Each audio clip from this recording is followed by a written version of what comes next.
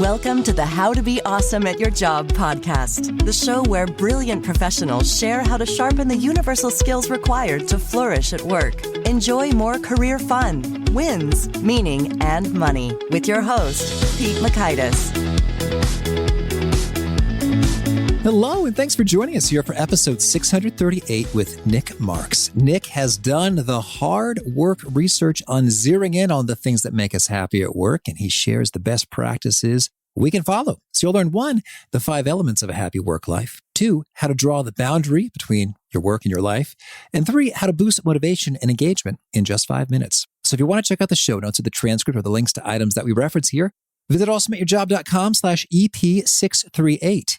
And if you want the summarized goods, sign up for the gold nuggets at awesomeatyourjob.com. You can read what Nic's gems of brilliance have to say in about 3 minutes, right in your email box, as well as access the vault of all the gold nuggets from all the guests. Now here's Nic's story. Nic Marks is once described as a statistician with a soul due to his unusual combination of hard statistical skills and soft people skills. He's been working in the field of happiness, well-being, and quality of life for over 25 years with a particular emphasis on measurement and how to create positive change. He's the founder of Friday Pulse and has worked with over 1,000 organizations and teams measuring and improving their happiness at work. Big thanks to Nic for sharing his wisdom with us, and big thanks to our sponsors. Check them out. And big thanks to our sponsor, Acorns. Acorns makes it easy to start automatically saving and investing for your future. You don't need a lot of money or expertise to invest with Acorns. In fact, you can get started with just your spare change. Acorns recommends an expert-built portfolio that fits you and your money goals, then automatically invests your money for you. NerdWallet.com, whom I love on these sorts of matters, gives Acorns a whopping 4.7 stars and says, quote, if you want to make the most of your spare change, there's no better place to do that than Acorns. Head to acorns.com/awesome or download the Acorns app to start saving and investing for your future today. And we got a legal disclaimer here. It may not be representative of all clients. Tier 1 compensation provided. Compensation provides an incentive to positively promote Acorns. View important disclosures at acorns.com/awesome. Investing involves risk, including the loss of principal. Please consider your objectives, risk tolerance, and Acorns' fees before investing. Acorns Advisors LLC, Acorns, is an SEC-registered investment advisor. Brokerage services are provided to clients of Acorns by Acorns Securities LLC, member FINRA/SIPC. For more information, visit acorns.com. One sponsor to check out is Storyworth. Whenever I'm thinking about meaningful Father's Day gifts, Storyworth leaps to mind. Storyworth helps you preserve precious memories and stories from your father for years to come. Each week, Storyworth emails your loved ones a thought-provoking question that you get to help pick, such as, what's the bravest thing you've ever done? I personally love the prompt so much that I have refreshed Storyworth's questions page many times looking for more. Storyworth makes the writing process super quick and easy. All your loved one needs to do is respond to that email with a story, and then you get a quick copy of that. And after a year of this fun, Storyworth compiles your loved one's stories and photos into a beautiful keepsake hardcover book that you'll be able to share and revisit for generations to come. Families love Storyworth so much, they've got 25,000 5-star reviews on Trustpilot and have millions of stories preserved. So give all the fathers in your life a unique, heartfelt gift they'll all cherish for years. Storyworth. Right now, you can save $10 on your first purchase when you go to storyworth.com/awesome. That's storyworth.com/awesome to save $10 on your first purchase. One sponsor to check out is Harvard Business Review. This brilliant magazine, published at hbr.org, is the leading destination for smart management thinking. Fun fact, HBR has been mentioned in 108 episodes of the show. That's because HBR has great stuff that comes up often. They've got explainer videos, podcasts, real-world case studies, and much more. I think of HBR each night that I put on my special orange glasses. Their article, Will Blue Light Glasses Improve Your Sleep?, revealed that those who wore them reported better sleep and a 7% improvement in work performance as compared to those who wore the sham glasses.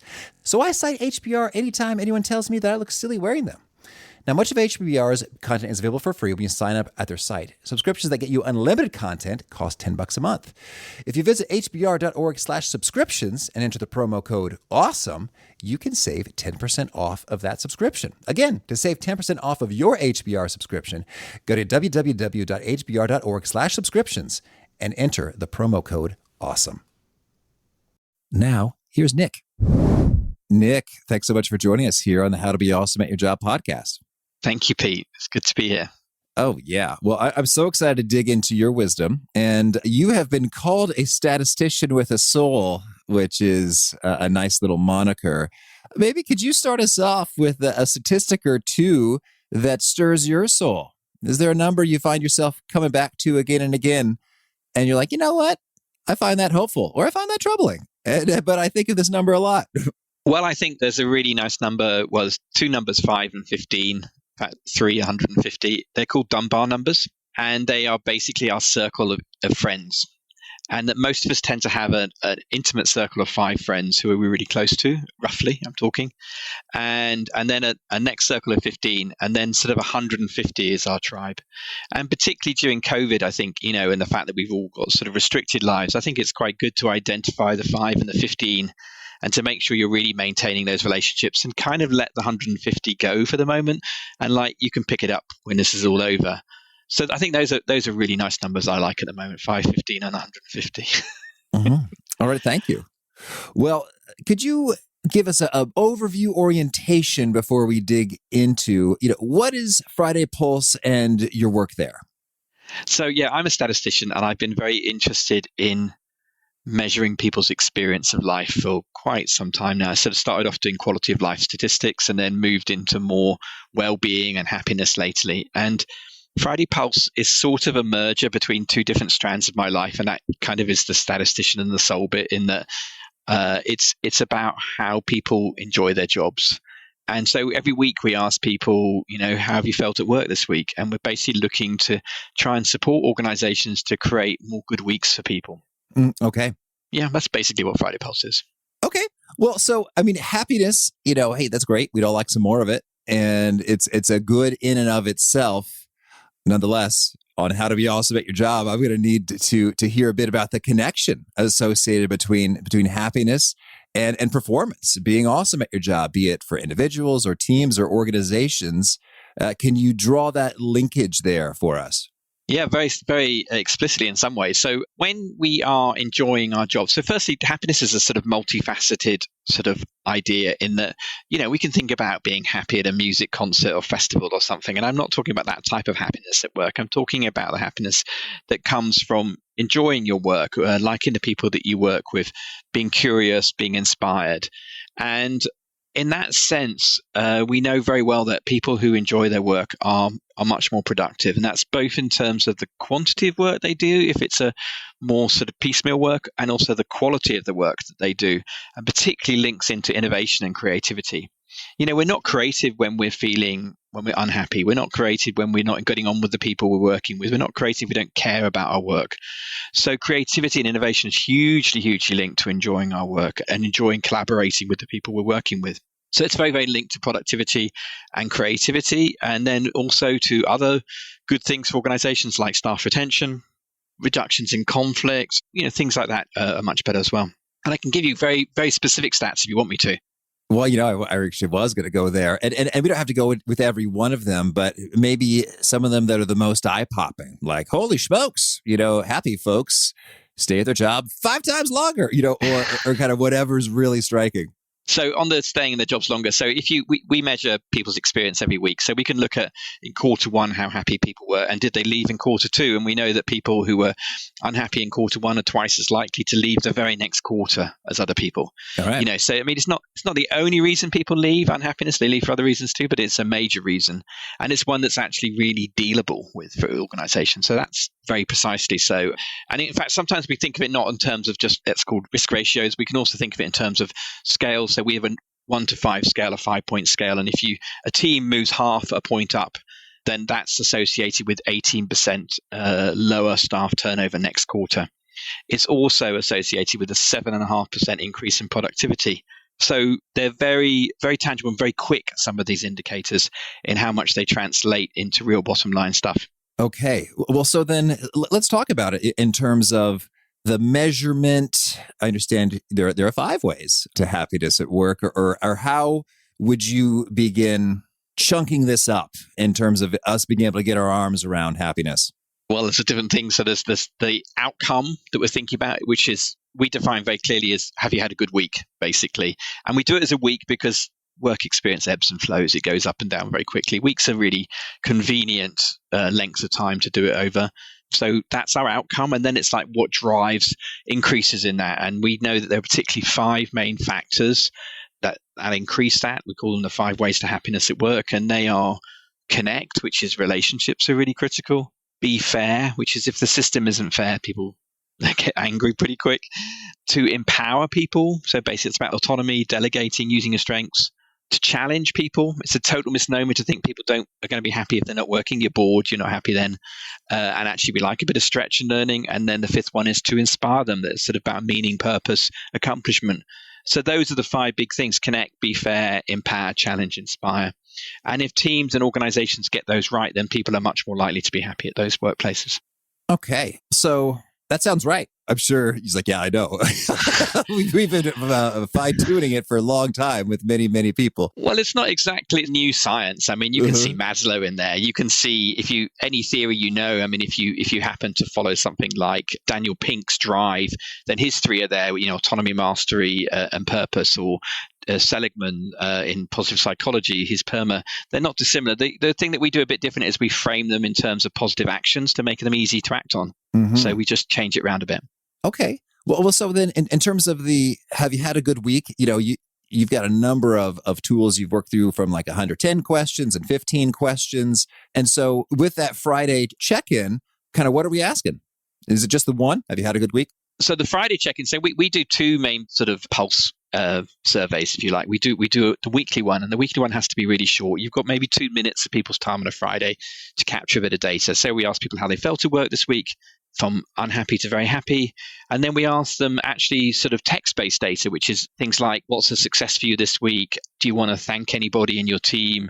Have you got any frustrations? And we're basically there trying to capture things that can be acted on at a local team level to improve their work in a weekly flow way. Mm-hmm. And then once a quarter, we do what we call a culture profile, which is 15 questions based on those 5 ways to happiness at work. And that's a more in-depth, more like an orthodox staff survey, shorter, quarterly instead of annually or biannually, more actionable, but it's still a similar thing. And you're asking 15 questions, and then you're basically trying to get into more of a planning cycle there, or a 3-month sprint about an organization doing some changes. Whereas the weekly one is more like a sort of tech retrospective conversation about how was last week, how can this week be better? And with the 5 ways and the 15 questions, I guess I'm curious, is there a particular question or 2 or 3 that seems to have a disproportionate amount of explanatory power or a correlation to the happiness? Like, hey, all 15 are important, all 5 ways are key, but by golly, these 1 or 2 things sure do go a long way. Well, as you briefly said earlier, I started off with 100 questions and I went down to 80 to 40 to 15. And you're always choosing those on the power of their ability, not only to individually predict good outcomes, but to, when you have the 15 together, that collectively they create a good broad breadth to it as well. So you're trying to do 2 things which is slightly contradictory in some ways, which is to sort of have the biggest impact and then have the widest impact. So they're sort of carefully selected for that. But, well, I mean, it depends what you mean. The fastest acting is probably when relationships go wrong. So, if your team relationships go wrong, you become unhappy very quickly. But other ones are more slow burning. So if you haven't got a sense of sort of your work's worthwhile, that's more of a slow burner. We see differences between different sectors. So, but generally speaking, that if you're proud to work for the organization that you work for, if you're using your strengths at work and you've got good work-life balance, that's a good start. Yeah, good start. That's great. I'm, thinking about my team right now. Hi, guys. They'll be working on this episode.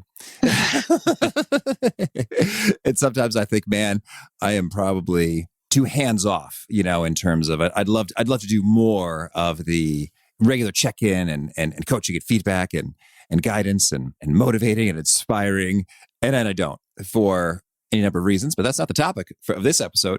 In some ways it is. I mean, I think it's an interesting point in that I think we can sometimes, I'm a very hands-off leader, I think, as well. And I think sometimes people want a bit more from me than I realize that they do. And one of the things we try to do is really encourage team leaders to have a conversation each week, but just a short one, 15 minutes. So, our data is all fed back to the team and the team leader on a Monday. And they talk about what was a success, who they want to thank, what any frustrations, and how and actually it's doing little and often. Your coach, when I was young, trained as a therapist, and you learn from that process that actually a regular sort of ritual really helps.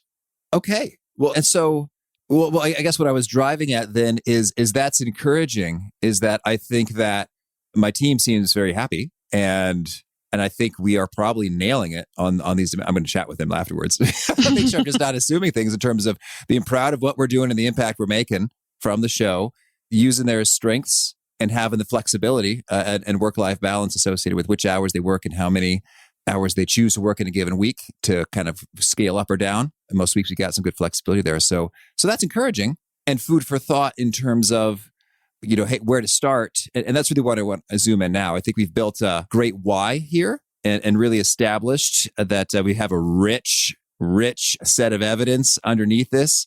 So Nic, lay it on us. What are the top actions we can take to make a world of difference in our happiness at work and start seeing some of these benefits? Well, particularly now as we're, in this really weird time of all of us having lived under restrictions for a very long period of time now, and a lot of us working from home.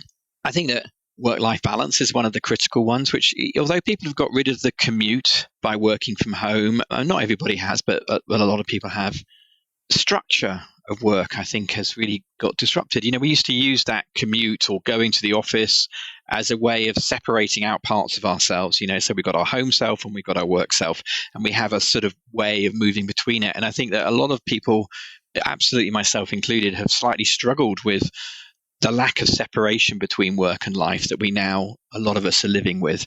And so I think one of the top tips really for 2021 is to introduce a bit of structure to our lives that actually helps us demarcate work and the rest of our life. So we've got a boundary there again. And I think that's certainly one of the ways to be happier at work and in life.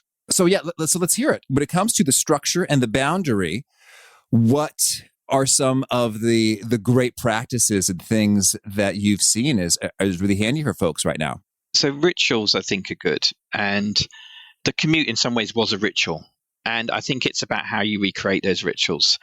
And so some of that might be that, when you finish work, you turn off your computer. I mean, I know lots of people are then going to want to watch Netflix again on the same machine. But, it's basically, how do you separate that? So do you turn it off? Do you then go for a walk for 10 minutes around your neighborhood? Do you do something which really, before you go back into the family situation or the domestic situation that you're in, that actually allows you to leave that behind and also really strive to leave it behind? I mean, there's so much stuff about not taking your phone to bed, checking emails late in the evening, and I'm as guilty as anybody else of doing that. But I do think those things are exceptionally healthy, and introducing, just some light rituals that work for you. It can be changing your shoes. I mean, it can be as simple as that, just doing something, just changing your shirt, doing something that actually says, right, I'm now not working. And organizations need to respect that. Actually, I moved my organization to a 4-day week during last summer because I think everybody was struggling so much and everything was bleeding into every other day. I said, look, give me 4 good days and then have another day off. And actually, it's worked really well. We haven't seen any dip in productivity. People have done really interesting things with their extra day, volunteering, or some of my coders are doing sort of open source work. Yeah, obviously, some are doing childcare and things like that. But I think it's about organizations and the employee having a new contract around that and a new understanding about it, that we're all human beings and we've all got things to juggle. But the boundaries, I think finding rituals to mark the boundaries is a really good way. Well, I love that. And I'd like it if we could hang out there for a little bit longer in terms of our other ideas coming to mind, or you've heard from folks in terms of changing the shirt, changing the shoes. I was talking with my buddy Brad about how it's been weird for him shifting to working from home, even pre-pandemic in his role. And he's like, I've tried things like, do I just hop in the car and drive around the block a couple times since I don't have a commute anymore? So yeah, I think some people really are struggling with this. And to the extent that you've heard of more rituals that are working for people, lay it on us. Well, I know some people who they mark the boundary with their run of the day. I mean, I'm never a runner. I'm not a creature of speed, but I mean, a walk is good, a run, a meditate, a yoga, a mindfulness, whatever. So you can break it with something else, but it's leaving it behind. And of course, for leaving behind at the end of the day, a list is very good, isn't it? You write out the things that are still on your mind. Take 5 minutes at the end of the day. Don't just stop the last task. Actually, then just take 5 minutes. Okay, this is what I've done today. This is what's still open. I must pick up in the morning. This is just another random thought. Put them down. Shut the notebook, and then it's out of your head. I mean, it's getting stuff out of your head, because what happens? Our minds don't just sort of stop. They're still processing lots of stuff. So just let's set them in the book and do that and leave them behind. And actually you'll come back. I mean, bizarrely, the thing with creativity is that sleep works so well for creativity. So actually leaving yourself an open question, which is a nice open question, you might dream about it. You might wake up in the morning with a new idea. There's all sorts of weird ways the mind works. Well, that's an interesting little distinction there in terms of, on the one hand, writing it down, having it out of your brain is a relief. Yeah. And it lets you kind of be at peace and move on. On the other hand, having something in the background to noodle on does unleash some creative goodies. I guess maybe to have the best of both worlds, you want it to be sort of a fun, happy, positive thing to noodle on, as opposed to what is his deal. I guess so, and I'm sure I'm contradicting myself there. And also because I'm slightly obsessed with my work, I never quite totally want to leave it behind. But I think it depends what type of work you do. And like I'm often one of the books I've got on the go. I tend to have 2 or 3 on the go at one time. Is a sort of businessy book or book I'm trying to read for that. So sometimes I'm doing that in the evening anyway. But it's really the thing, it's leaving behind the things particularly that are stressing you and getting them down, or task-orientated stuff. But people will find their own way. I mean, there's not one way. There's a multitude of ways of doing, but it is about how does it help you feel good in the evening? How does it help you be a good husband, father, wife, mother, lover, friend, whatever it is? Because relationships outside of work are more important than work, dare I say, but they probably are. It's not many people go to their grave thinking they worked harder. There's lots and lots of people who go to there that wish they'd love their family more or whatever. So you do need to give time and attention to these people that are the cornerstones of your life. And if you're always thinking about your work, you're not going to do that. Okay. Well, so let's hear some other key practices, things that make a world of difference in boosting our happiness at work. So I'm very interested in the team. We're very social creatures. In fact, it would be my criticism of Daniel Pink when you look at his drive. He's very individualistic and he doesn't think about the social environment very much. There's a little bit about meaning and purpose, which can connect us with our contribution. But I think our relationships are really, really important for our happiness at work. And I think that teams, the reason that we work together in teams is because 1 + 1 = more than 2. We have 2 minds and we get something more synergetic that comes out of it.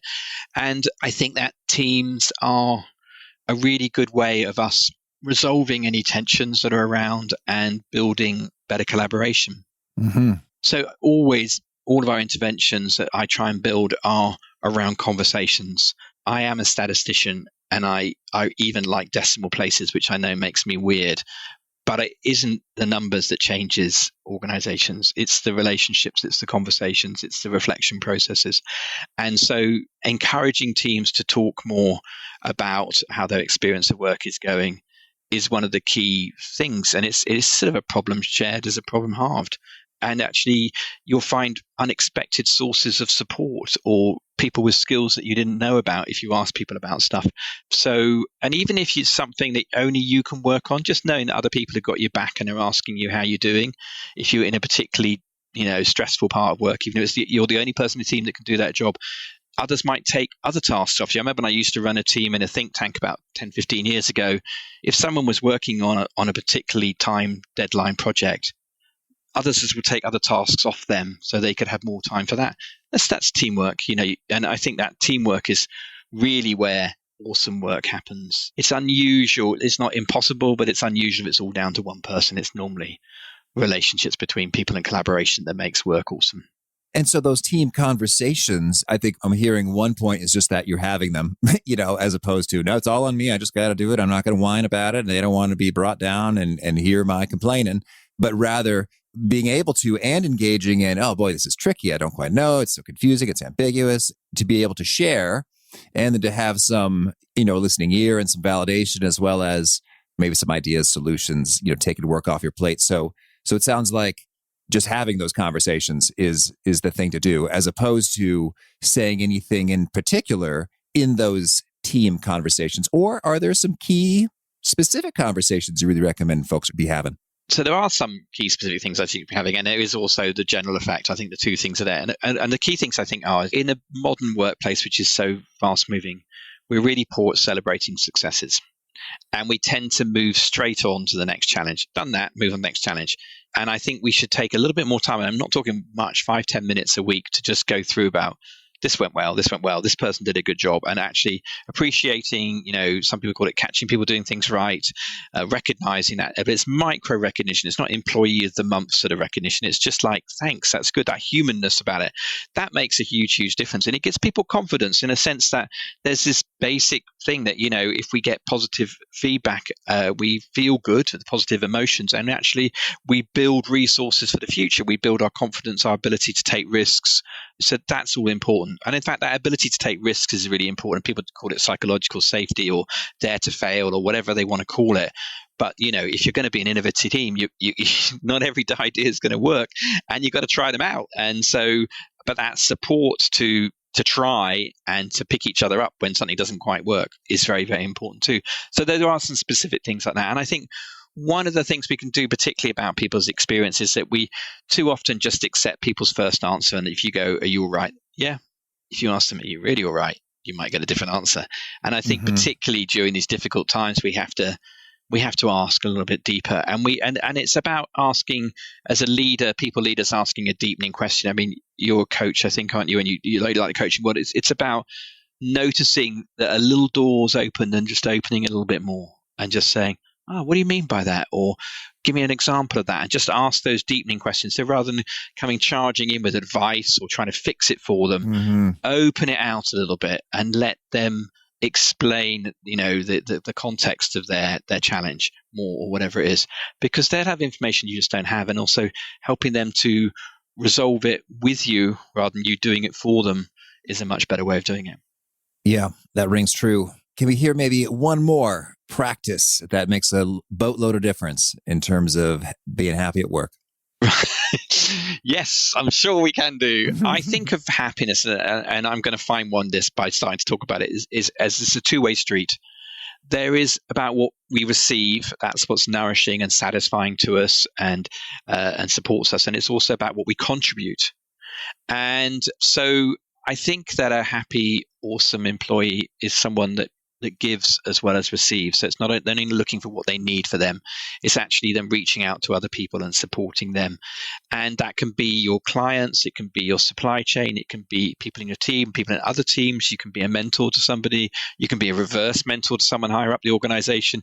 But those conversations that you can have with people about their work and what you can offer to them. So I think thinking about what you can give is a really good way to feel happy at work and in life, actually. So, yeah, what you can contribute. All right. Well, Nic, tell me anything else you want to make sure to mention before we shift gears and hear about some of your favorite things. I think that when I was designing Friday Pulse, I'm a statistician, and I wanted to have a measurement tool. And so you had to define a rhythm to that measurement. But what makes the changes are the rituals you build around that rhythm. So if you're doing something quarterly, make sure you do a quarterly ritual. If you're doing it daily, make sure you have a daily ritual that can discuss it and process it. And we go for weekly, ask people weekly, and we suggest you have a weekly start the week team meeting. So you have the rhythm of the measurement and the ritual. And I think that's the biggest design thing that we do with the tool. The statistics is all there and they're all fancy, and there's a bit of algorithms that processes them for you. But actually, it's the team meeting. If you do the team meeting every week, that's when people really thrive and actually start creating better teams experience for people. Well, we should probably give that a moment of time. So the weekly team meeting, what are some of the most critical things that need to get covered there? Yeah, I think of what we try to help with the weekly team meeting is I don't know if you've ever used something like HelloFresh, where they deliver a box of food to you each week, and it's got the menus, it's got the recipes and all the ingredients. You don't have to go shopping. Man, if only they were sponsoring us today. They've done it. They've sponsored us before, but have they? Sponsors eat it up when they come up naturally in the interview conversation. Well, anyway. Okay. Anyway, I think of what we do for team meetings is the same, is that often team meetings are a little bit, we should have a team meeting and nothing very much happens. And it sort of feels good because you see other people, now it's obviously on Zoom or whatever, but it's like, I think there's sometimes not enough structure to them. And so basically we present it, we sort of give a sort of PowerPointy thing. It's actually online, but you go through and it says, look, this is how people felt last week. These are their successes. These are the people that are being thanked. These are people's frustrations. And you go through them in order. And so in a team meeting, I think it's very good to just firstly start with something fun. In that people often think that we'll have a team meeting and we'll have cookies at the end, or we'll have fruit or whatever, depending how healthy you are. Have it at the beginning. Because if people are in a positive mood, they have a better meeting.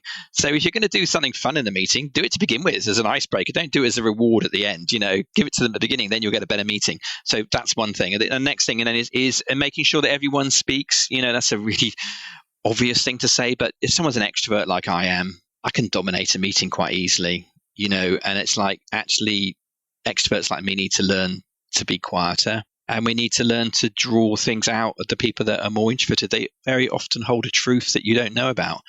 And if you don't try and help them contribute, you won't understand that bit of maybe critical data to you as a team. So that sort of facilitative style of making sure that, sure, the extroverts can be heard, but they should have their proportion of time. And the introverts, try and draw them out more, try and get people to, without bullying people, but, but with encourage them over time. And also, being sensitive, if you note, we're exquisitely sensitive at picking up signals. I mean, maybe less so through Zoom, but when we're in a room with people, we pick up tensions, we feel them in our bodies, that there's something going on well before we understand what it is. And don't ignore those signals. I often say that feelings are data. What I'm feeling is data. It doesn't mean it's a truth. It could be a bit of data from 10 years ago from a fear I had. That's when we get into problems and we probably should go up, put ourselves in therapy to sort things out. But it could be a bit of data that's right here in the room. And so how do you work with that? And how do you draw that out? And how do you find out more about it? And I think being curious and sensitive and compassionate as a team leader, as a group leader is a good way to get a lot out of your team, whilst also needing to hold boundaries sometimes. You can't let people run over you. You've obviously got deliverables as a team, that has to be met. This is work. It's not a support group, but it's how you move towards together that. And a good work team is a brilliant experience. I mean, it can be one of the top experiences of your life. A good marriage is good, a good family is good sports team is good, but a good team at work is right up there because you spend so much time with them.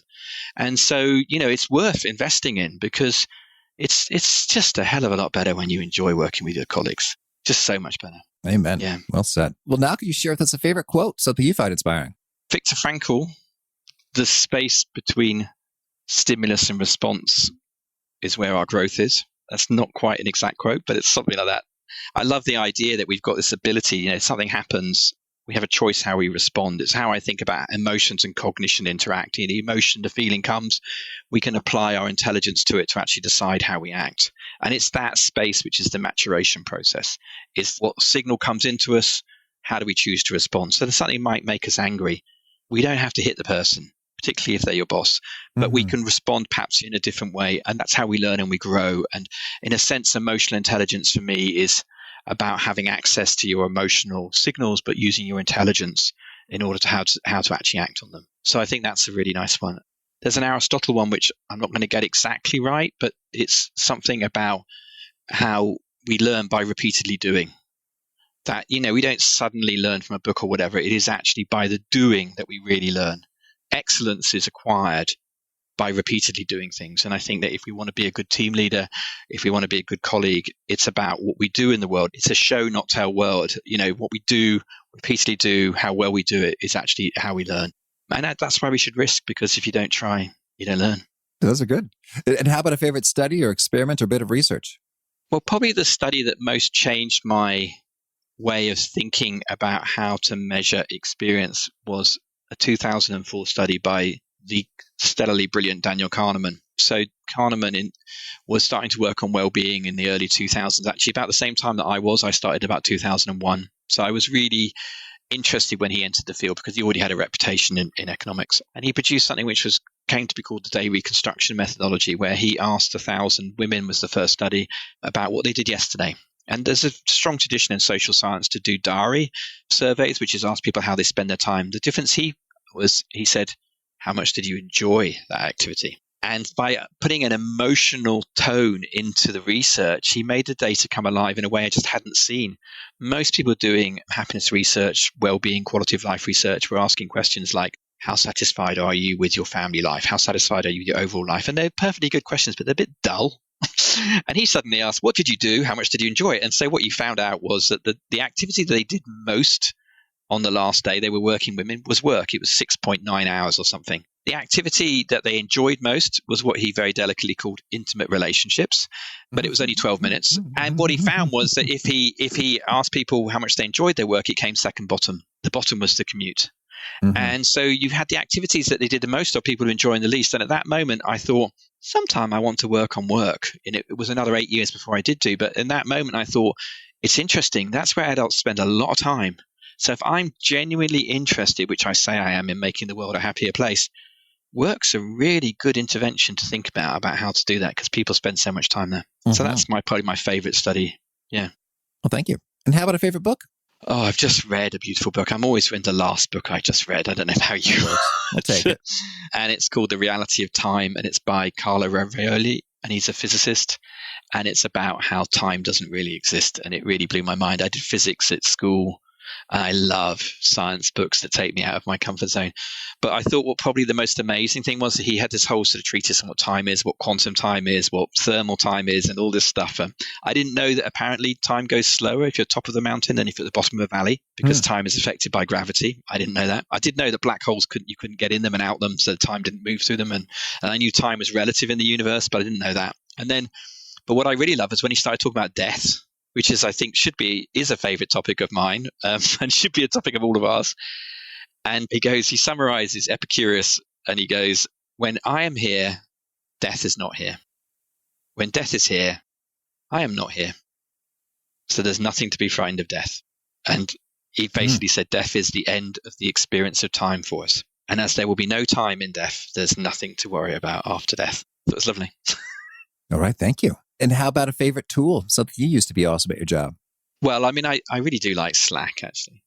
But, I think bringing that instant messaging into the workplace has been really brilliant. We used another one called HipChat for a while, and then we moved over to Slack. I think they're really good tools. And I have come to love my CRM system as well, because it does save so much time. We use HubSpot. So those are tools that I use at work for productivity. Of course, favorite tool is Friday Pulse, but I'm not allowed to say that really. And a favorite habit? Oh, for me, walking. Walking serves a lot of purposes for me. I'm an overweight middle-aged man. I'm not ever going to be very fast. It's my one exercise that I really enjoy. Swimming I do as well, but it has to be warm swimming. I'm not very good at cold water swimming. But walking, because it's my meditation as well. It's my thinking time, my creative time. It's my exercise. It's time on your own. I do like walking with my wife, but every other walk, not every walk. Mm-hmm. Yeah. And is there a particular nugget you share that seems to connect and resonate with folks, and you have it quoted back to you frequently? One of my mantras is that I really encourage people to take their happiness seriously and the happiness of other people seriously. It's something to take. It's not a light, frivolous topic. It's a serious topic. I don't know if that's what you mean, but that's good. Certainly sometimes people go to me, oh yeah, I don't think about that. I think people don't think about their happiness enough, in my opinion. Okay. And if folks want to learn more or get in touch, where would you point them? Yeah, so fridaypulse.com is our website. I have a personal website, which is nicmarks.org. So that's NIC Marks. LinkedIn, if you like what I'm saying, then connect with me on LinkedIn. I love connections on LinkedIn. And we've also just created a sort of free personal reflection tool for people to think about their happiness at work. And it's a bit like one of those sort of 16 personalities questionnaires. But I would say it's more actionable, because it's basically talking about the work you do now and what you can do to improve your work. And you can just get to that. It's just friday1.com. So it's one because it's one person. It's one snapshot in time, but it's friday1.com. And you take the test, and it will give you what I think is a rather cute report back with insights and reflection pieces in it. Okay. Well, that sounds also like a call to action. So we'll take it. Nic, this has been a treat. Thank you. And I wish you much happiness. Thank you. And you, Pete. Keep awesome. I really appreciated Nic's take about creating a boundary between your work and your home. And we've got a Cal Newport episode coming up in a few weeks. And he has something he says, shutdown sequence complete is what he does after he finishes up shutting things down for work. And I enjoy just throwing away a couple items from my desk. There's a tiny habit in terms of I can declare victory that, okay, this is done. Got some windows closed, got some desk tidy. I am raring for the next day. So good stuff from Nic. If you want to see the show notes, the transcript, or the links, it's at awesomeatyourjob.com/F638. And I hope to catch you next time. Peace. Thanks for listening. To get the most out of the show, we recommend 2 key things. First, check Check out the extra resources at awesomeatyourjob.com. You can find this episode's transcript and links, as well as the perfect episode for your situation. You can search the full text transcripts of hundreds of episodes or explore episodes tagged by topic and competency covered. Second, subscribe to the podcast and get future episodes automatically. You can subscribe by telling Siri and several other smartphones and speakers, subscribe to the How to Be Awesome at Your Job podcast, or by tapping subscribe in your podcast player of choice. If you'd like some extra help figuring out podcasts and how subscriptions work, visit awesomeatyourjob.com/subscribe for guidance. Hope to catch you on the next episode of How to Be Awesome at Your Job.